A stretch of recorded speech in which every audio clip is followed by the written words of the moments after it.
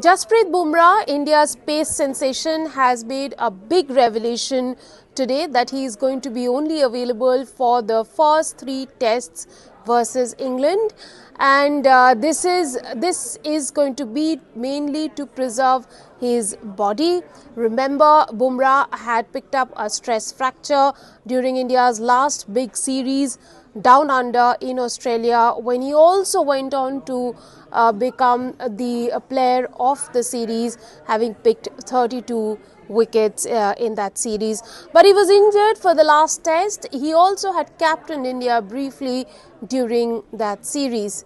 Even though Jasprit Bumrah will not be playing, but his presence in the side is going to be invaluable for the bowling group, for the young bowling group that has the likes of Arshdeep Singh, Akashdeep. It will also perhaps have Harshit Rana, because Harshit Rana has been asked to stay back after his A-team duties.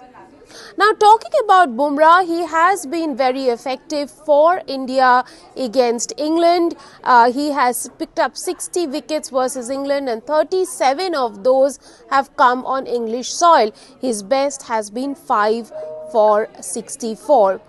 It is a big opportunity for Jasprit Bumrah to overtake Ishant Sharma, his compatriot. Ishant Sharma had taken 51 wickets from 15 tests, and Bumrah is at 37 now, so he needs 15 more wickets to overtake Ishant Sharma to become the highest wicket taker for India in England.